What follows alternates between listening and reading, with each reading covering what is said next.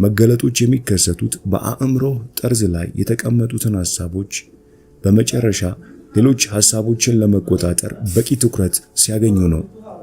እነዚህ ሕይወትህን በሙሉ የሰማኸውን ምክር በመጨረሻ የምትረዳበት የብልጭታ መፈጠር ቅጽበቶች ናቸው። እነዚህ የባህሪ ንድፍ ደመነፍስ እንዲሆን በበቂ ሁኔታ ራስህን ያለማመድክባቸው ቅጽበቶች ናቸው። ትልልቅ ለውጦች የሚመጡት አንድ አይነትና ተራ የሆነ ሥራ ለሰዓታት፣ ለቀናት፣ ለዓመታት ከተሰራ በኋላ ነው። ሕይወትህን የሚቀይረው ትንሽ በትንሽ የሚደረግ እርምጃ እንጂ እጅግ አስደናቂ ነጠላ ግኝት አይደለም። በዛሬው የመጽሐፍ ቅምሻ በሕይወትህ ወደፊት መሄድ ያቃተ ምርጥ የሆነውን ጊዜ እስኪመጣ ወይም ደግሞ ፍርሃቶች እስኪጠፉ በግልህ የምታሸንፍበትን ጊዜ እየጠበቅክ ሊሆን ይችላል የሚል ነው።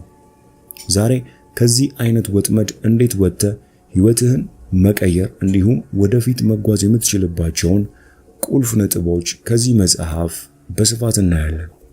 ይህ ጠቃሚ ቪዲዮ ለብዙዎች ተደራሽ መሆን እንዲችል ወደ መጽሐፉ ዘልቀን ከመግባታችን በፊት ይህንን ቪዲዮ ላይክ፣ ሼር እንዲሁም ይህንን ድንቅ ቤተሰብ ሰብስክራይብ በማድረግ እንድትቀላቀሉ እንጋብዛችኋለሁ።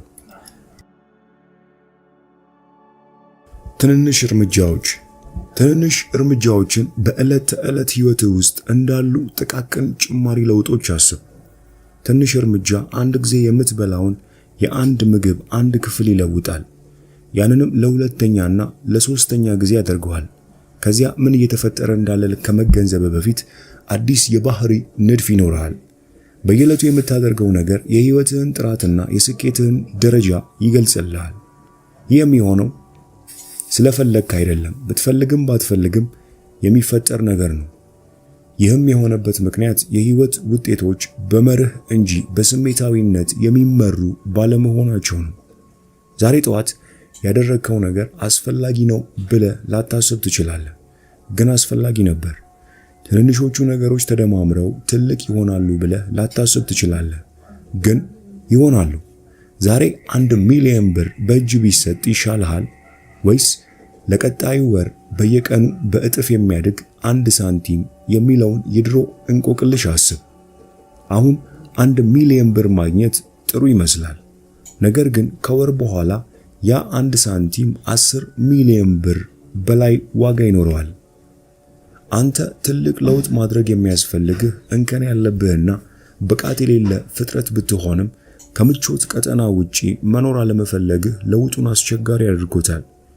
ሕይወትን መለወጥ ከፈለግ ምርጫዎችን ልማድ እስኪሆኑ ድረስ ማድረግ፣ በየሰዓቱ ጥቃቅን የማይታዩ ውሳኔዎችን ማድረግና የምታደርገውን መቀጠል ያስፈልጋል። ስልክህን በመጠቀም የምታሳልፈውን ጊዜ ለመቀነስ ዛሬ ስልክህን የማየት ፍላጎትህን ለአንድ ጊዜ እምቢ በማለት ጀምር። ጤናማ አመጋገብ እንዲኖር የምትፈልግ ከሆነ ዛሬ ግማሽ ብርጭቆ ውሃ በመጠጣት ጀምር። ተጨማሪ እንቅልፍ ማግኘት የምትፈልግ ከሆነ ከትናንትናው ምሽት 10 ደቂቃ ቀደም ብለህ ወደ መኝታ በመሄድ ጀምር። ተጨማሪ የአካል ብቃት እንቅስቃሴ ማድረግ ከፈለግ ለ10 ደቂቃዎች ብቻ በመስራት ጀምር። ማንበብ ከፈለግ 1 ገጽ በማንበብ ጀምር። መጸለይ የምትፈልግ ከሆነም ለ30 ሰከንድ በመጸለይ ጀምር። እነዚህን ነገሮች ማድረግ ቀጥል። በእያንዳንዱ ቀን አድርጋቸው። ከዚያ ስልክህን ደጋግመህ አለማየት ትለምዳለህ። ብዙ ውሃ መጠጣት ትለምዳለህ። ለ10 ደቂቃዎች ትሮጣለህ፣ ግን ማቆም እንዳለብህ አይሰማህም። ስለዚህ አታቆምም። 1 ገጽ ታነባለህ፣ ፍላጎት ያድጋል። ከዛም ሌላ ታነባለህ። በአንተ ደመነፍሳዊ ፊዚዮሎጂካሊ ለውጥ ደረጃ እንደ አደገኛና ለሕይወት አስጊ የሆነ ነገር ተደርጎ የሚተረጎም በመሆኑ ራስህ በሰራው እስር ቤት ውስጥ መቆየትህ የሚደንቅ አይደለም። ድንገት ወደ አዲስ ሕይወት በመግባት ራስህን ለማስደንገጥ መሞከር የሚሆን ነገር አይደለም። እስካሁንም ያልሰራው ለዚያው ነው። ሆኖም መለወጥ ለመጀመር መለወጥ እንዳለብህ እስኪሰማ ድረስ መጠበቅ አያስፈልግህም። የሚያስፈልግህ በአንድ ጊዜ አንድ ትንሽ እርምጃ መራመድና ከዚያ ጉልበትና የእንቅስቃሴ ኃይል እንዲገነባ መፍቀድ ነው። በመቀጠል ይህንን እንዴት ማድረግ እንደምትችል ለማየት እንሞክር። በሕይወትህ ውስጥ አእምሮ ትልቁ ተቃዋሚ ነው። በአብዛኞቹ ታላላቅ አስጨናቂዎች ውስጥ ምክንያታዊ ያልሆነ ፍርሃት ዋነኛው ነው። ችግሮችን እየፈለክ የሌሉ ጉዳዮችን እየፈጠርክ ከመጠን በላይ የምትጨነቅ የምታስብና መጥፎ ነገሮች ይመጣሉ ብለህ የመጨነቅ ዝንባሌ ያለህ? መልስ አዎን ከሆነ እንኳን ደስ አለ። አንተ ራስህን የምታውቅና እንደማንኛውም ሰው ነህ ማለት ነው። ሁልጊዜ ሳታውቀው ቀጣዩን የሚያስጨንቅህን ነገር የሚቀጥለውን የፍርሃት ስጋት ለይተህ ለማወቅ በመሞከር ሕይወትህን እየቃኘህ ያለ ሆኖ ከተሰማ ትክክል ልትሆን ትችላለህ። በጣም የምትፈራው ነገር አእምሮህን ልትቆጣጠረው የማትችለው የመከሰት ዕድሉ አነስተኛ ነው ብሎ የሚለውን ነው። አንድ ነገር ስጋቱ በከፍተኛ ደረጃ ሊከሰት የሚችል ከሆነ ምላሽ ትሰጣለህ እንጂ አትፈራውም። አብዛኛው ጭንቀት የሚመጣው ልትቆጣጠረው የማትችለው ነገር ከመለየት ሳይሆን ልትቆጣጠረው የማትችለው ከሚመስለው ትንሹ ነገር ነው። ታዲያ አእምሮ ይህንን የሚፈልገው ለምንድን ነው? ባለ ነገር መደሰትና አመስጋኝ መሆን አትችልም? የሆነ ደረጃ ድረስ በእርግጠኝነት ትችላለህ። ነገር ግን አእምሮ ችግር ይፈልጋል። ፊት ለፊት ችግር ባይኖር እንኳን በደመ ነፍስ ችግሮችን መፍጠር ይቀጥላል። የሰው አእምሮ ኢተሰባሪ የሚባል ነው። ይህ ማለት ችግር ሲያጋጥመው የበለጠ ይጠነክራል ማለት ነው። ስለዚህ አለት ከፍተኛ ግፊት ሲያጋጥመው አልማዝ እንደሚሆነው ወይም አካል በተደጋጋሚ ለጀርሞች ሲጋለጥ የበሽታ መከላከል ስርዓቱ እንደሚጠነከረው ሁሉ አእምሮም ለመነቃቃት ችግር ይፈልጋል። በሕይወት ውስጥ ማንኛውንም አይነት እውነተኛ ፈተና የምትክድና የማትቀበል ከሆነ አእምሮ የሚያሸንፈው ሌላ ችግር በመፍጠር ሁኔታውን ያካክሰዋል። በመጨረሻ ሽልማት የሚኖረውም ፈተናዎችን ተጋፍጠ ማለፍ ስትችል ነው። ያ ካልሆነ በቀሪው ሕይወት ብቻህን ስትዋጋ ትኖራለህ። አእምሮህን እያሟሸሸው ያለው ደስታን ማሳደድ፣ ትንሽም ቢሆን ፈታኝ ከሆኑ ነገሮች መሸሽና እያጋጠመ ያለውን ፈተና የዕጣ ፋንታ ስህተት እንጂ ሕይወት ከመጀመሪያው ጥሩ ናት ብሎ ከማሰብ ባህል የመነጨ ነው። አእምሮህን ከማንኛውም መከራ መከልከል ለጭንቀት፣ ለፍርሃት፣ ለትርምስ የበለጠ እንድትጋለጥ ያደርጋል። በአእምሮአቸው ውስጥ ችግርን መፍጠር የማያቆሙ ሰዎች በአብዛኛው ያንን የሚያደርጉት የህልውናቸውን የመፍጠር ቁጥጥር ስላቆሙ ነው። እነዚህ ሰዎች ሕይወት የድርጊቶቻቸው ውጤት ከመሆን ይልቅ በእነርሱ ላይ የሚከሰት አድርገው በማሰብ ራሳቸውን የተሳፋሪ መቀመጫ ላይ የሚያስቀምጡ ናቸው። እንደዚያ ቢሆን የማይፈራ ማን ነው? ነገር ግን ብዙ ሰዎች የማይነግሩ ነገር ቢኖር መከራ የመፍጠር አቅምህን የሚጨምር መሆኑን ነው። መከራ ብዙውን ጊዜ ድብቅ የሆነውን እምቅ ኃይልህን ያነቃቃል። ነገሮችን አስደሳች ያደርጋል። ምክንያቱም በሰው ልጅ ሕይወት ውስጥ ያለ ታሪክና ሐሳብ አንድ ክፍል አለ።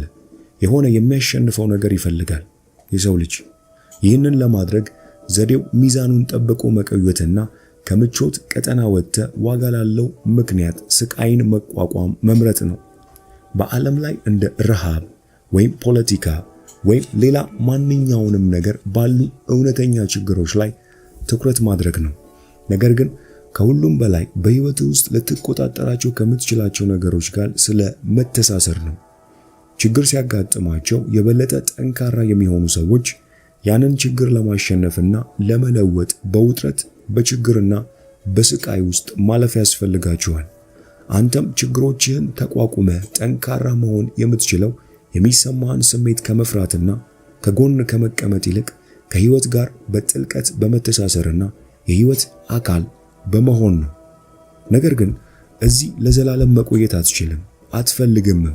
ያውንም የአእምሮ ወይም የመንፈስ ጥንካሬ መቀበል የተፈጠርክለት ነገር ነው። ስለዚህ በመተማመን መኖር ጀምር። በሚቀጥለው ምዕራፍ አዲስ ለውጥን የማስተካከያ ድንገተኛ ስሜት እንዴት እንደሚፈጠር እናያለን። ማንም ሰው ስለ ሕይወት ከማይነግርህ ነገሮች አንዱና ግራ የሚያጋባው ነገር ከአዎንታዊ የሕይወት ለውጥ በኋላ ፈጣን ደስታ ላታገኝ ትችላለህ የሚል ነው። ስለ አእምሮ ያለው እውነት ማንኛውም አዲስ ነገር ጥሩ ቢሆን እንኳን እስካላወቅከው ድረስ ምቾት የማይሰጥ መሆኑን ነው። አንጎልህ የሚሰራው በተቃራኒው መንገድ በመሆኑ አንዳንድ ልማዶች፣ ባህሪያት ወይም ግንኙነቶች ምንም እንኳን መርዛማ ወይም አጥፊዎች ቢሆኑ የምታውቃቸውን ማንኛውንም ነገሮች መልካምና ምቹ እንደሆኑ አድርገህ የማሰብ ነገር አለ። አዎንታዊ የህይወት ክስተቶች የጭንቀት ሁኔታዎችን የሚያነሳሱ ሊሆኑ ይችላሉ። ይህም የሚከሰተው በጥቂት ምክንያቶች ነው። በመጀመሪያ የስሜት ወይም የአመለካከት መውጣትና መውረድ ውጥረትን ያባብሳል። አዎንታዊ ክስተት ሁሉንም ጭንቀት በማስወገድ ከዚህ በፊት ታይቶ የማያውቅ ደስታን ያመጣል ብሎ መጠበቅ አጥፊ ነው። ምክንያቱም ክስተቱ እምብዛም ደስታ የማያመጣ አይደለምና። ሰርግ፣ ልጅ መውለድ ወይም አዲስ ሥራ ማግኘት በሚገርም ሁኔታ አስጨናቂ ሊሆን የሚችለውም ለዚያ ነው። ትልቅ የህይወት ለውጥ ከመሆኑ በተጨማሪ ይህ ጭንቀትና ውጥረት የሚወገድበት ሙሉ በሙሉ አዎንታዊ ነገር መሆን አለበት የሚል የማይነገር ግምት አለ። ይህ እንዳልሆነ ማወቁ ግን በጣም ያስደነግጣል። ይህ በአጠቃላይ ማንኛውም ስኬቶች ወይም ህይወት የሚለውጡ ክስተቶች ምንም ያህል አዎንታዊ ቢሆኑም ለውጦች የሚያመጡት ወደ መሆናቸው ቀላል እውነታ ይመጣል። ለውጥ ጭንቀት ያመጣል። የአንድ ሰው የምቾት ቀጠና ጽንሰ ሐሳብ የዚያን ሰው ስሜት ለማረጋጋት በጣም አስፈላጊ ከመሆኑ የተነሳ ይህ በተለይ ለጭንቀትና ለድብርት የተጋለጡ ለሆኑ ሰዎች እውነት ነው። እነዚያ ሰዎች ብዙ ጊዜ በከፍተኛ ደረጃ ልዩ ወይም ጠባብ አስተሳሰብ ያላቸው ሊመስሉ የሚችሉትም ለዚያ ነው። አዲስ ለውጥ የመላመድ ፍርሃት ስሜቶች ምልክቶች ምንድናቸው? እስኪ በመቀጠል እነዚህን ለማየት እንሞክር። አዲስ ለውጥ የመላመድ ፍርሃት ስሜት በቀላሉ በጭንቀት ወይም ብስጭት መጨመር ሊገለጽ ይችላል።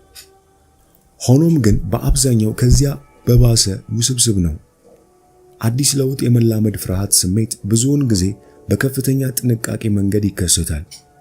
ለምሳሌ የገንዘብ ትርፍ ስታገኝ አእምሮህ ወዲያውኑ እድገትህን ሊያደናቅፍ ወደሚችል ነገር ይዞራል። አሁን ያገኘውን ሥራ ስለማጣት ሊያስብ ይችላል። አዲስና ደስተኛ ግንኙነት ሲኖርህም አእምሮ ስለ ክህደት ወይም ውሸቶች የሚያስብ ሊሆን ይችላል። አዲስ ለውጥ የመላመድ ፍርሃት ስኬት የማይታወቁ ትስስሮችንና እምነቶችን ወደ ብርሃን ያመጣል። ለምሳሌ ሀብታም ሰዎች በስነ ምግባር የተበላሹ እንደሆኑ በማሰብ ያደገ ሰው ከሆንክ ብዙ ገንዘብ እንዳታገኝ ራስህን ትቃወማለህ። የበለጠ ተወዳጅና ታዋቂ ለመሆን የምትፈልግ ከሆነ ታዋቂ ሰዎች ብዙውን ጊዜ ከተራው ሰው በበለጠ ትችት የሚበዛባቸውና የማይወደዱ ናቸው ብለህ በማሰብ የአደባባይ ስኬትህን ትቃወማለህ። አዲስ ለውጥ የመላመድ ፍርሃት ስሜት ከባድ የፍርሃት ስሜት ሊያመጣ ይችላል። ለዚህ ደግሞ ምክንያቱ ለምሳሌ በጣም የምትጠነቀቅለት ወይም ለረጅም ጊዜ ልታገኘው ስትሰራለት የነበረውን ነገር ስታገኝ ደመነፍስህን ግድግዳዎችን በመስራትና ራስን ከዛ ተሞክሮ በማራቅ የምትፈልገው ነገር ከማጣት ሊከለክል ይችላል። በአብዛኛው በጥልቀት የምትቃወመው በጣም የምትፈልጋቸውን ነገሮች ነው። ምንም እንኳን ሁልጊዜ ተቃውሞውን የሚያመጣው ያ እንደሆነ ባታውቅም በማስተካከያ ድንጋጤ ምክንያት የሚፈጠር ነው። የምትፈልገው ሁሉ መቀበል ከተራፊነትና በፍርሃት ላይ ከተመሰረተ አስተሳሰብ ወጥተህ ወደ ተረጋጋ አስተሳሰብ እንድትሻገር የሚያስገድድህ በመሆኑ ያስፈራል። የለመድከው ለመኖር ማድረግ ያለብህን ብቻ ማድረግ ከሆነ ከቀጣዮቹ ራስን የማወቅ ደረጃዎች ጋር ትጋፈጣለህ። ስለ መሰረታዊ ህልውና የማትጨነቅ ከሆነ አእምሮ ዓላማዬ ምንድነው? ትርጉም ባለው ሁኔታ እየኖርኩ ነው ወይ? እኔ መሆን የምፈልገውን ነኝ ወይ? ወደሚሉት ትላልቆቹ የህይወት ጥያቄዎች ለመዞር ነፃ ይሆናል። ብዙ ጊዜ ትላልቅ ስኬቶችን ከህይወት በቀላሉ የመውጣት ካርድ አድርገህ ታስባለህ። ግን እምብዛም እንደዛ አይደሉም። እንዲያውም የሚከሰቱት በተቃራኒው ነው። ከፍ ያደርጉሃል፣ ወደ ትልቅ ኃላፊነት እንድትገባ ያስገድዱሃል። ስለ ትልልቅ ጉዳዮች በጥልቀት እንድታስብ ራስህንና ቀደም ሲል እውነት እንደሆነ የምታውቀውን እንድትጠይቅ ያነሳሱሃል። ትልልቅ ስኬቶች ከጊዜ ወደ ጊዜ የተሻለ ራስህን እንድትሆን የሚገፉ መሆኑን ለህይወት ጥሩና አዎንታዊ ነገር ቢሆንም ያንን ለማግኘት የሚደረገው ትግል ግን የማይመች ሊሆን ይችላል። በመጨረሻም ከዚህ መጽሐፍ አዲስ ለውጥን የመላመድ ፍርሃት ስሜት እንዴት ማሸነፍ እንደምትችል በማየት የዛሬውን የመጽሐፍ ቅምሻ እንቋጭ። በህይወትህ ውስጥ አዎንታዊ ነገር ሲከሰት ማስተካከያ ለማድረግና አዲስ የበለጠ ትክክለኛና ቀጣይነት ያለው አመለካከት ለመፍጠር ስለ ሌሎች ነገሮች ያለን አስተሳሰብ ማስተካከል ይኖርብሃል። ለምሳሌ ተጨማሪ ገንዘብ ስለማግኘት ጭንቀት ካለብህ ገንዘብን እንዴት በተሻለ ሁኔታ ማስተዳደር እንደምትችል መማር ያስፈልግሃል። ግንኙነቶችን በተመለከተ ጭንቀት ካለብህ ከዚህ ቀደም ካደረግከው በተለየ ከሌሎች ጋር መዛመድ መኖር ይኖርብሃል።